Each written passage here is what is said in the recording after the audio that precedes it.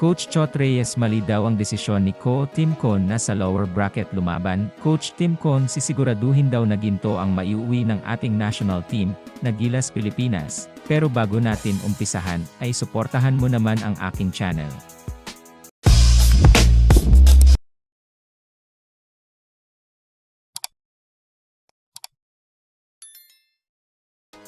Marami nga ang humahanga sa matinding strategy nitong si Coach Tim Con para sa ating national team na Gilas Pilipinas, dahil napakaganda nga ng pinapakita ngayon ng Gilas kaysa sa nakaraang laban nito sa FIBA World Cup. Grabe nga ang pinapakitang coordination ng bawat player ng ating national team na Gilas Pilipinas ngayon sa Asian Games.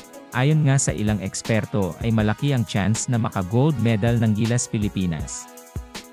At ayon nga din sa ilang basketball coaches, ay kakaiba talaga ang talino nitong si Coach Tim Con pagdating sa basketball.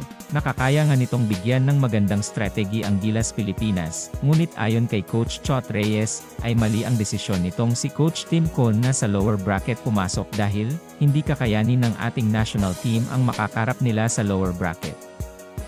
Dapat nga daw ay nakipagsabayan na lang ang ating national team na Gilas Pilipinas sa upper bracket dahil mas malaki daw ang chance na makapasok sa finals ang Gilas Pilipinas sa Asian Games. Ngunit ayon kay Coach Tim Con ay mas mabuti nang sa lower bracket sila makipagsabayan dahil mas kaya ng ating national team ang kanilang makakatapat doon at kaya nga daw nilang manalo sa lower bracket.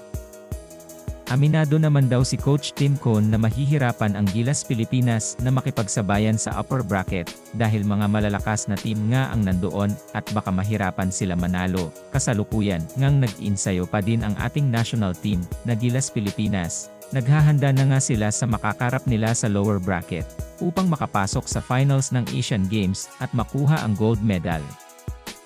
Sa tingin niyo mga kaibigan, tama ba ang desisyon nitong si Coach Tim Con na sumabak sa lower bracket o dapat nagstay na lang sila sa upper bracket?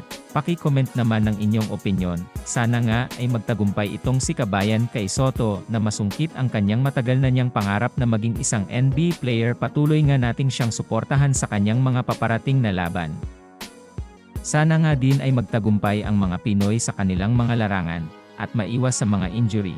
At makamit din sana nila ang gintong medalya. Proud na proud kami sa inyo. Patuloy nga nating suportahan ang mga kababayan nating naglalaro ngayon sa iba't ibang dako ng bansa. At patuloy nga nating subaybayan ang kanilang mga laro.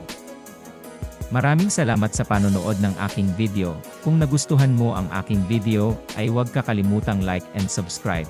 At huwag mo na din kakalimutang pindutin ang notification button upang updated ka sa aking mga video.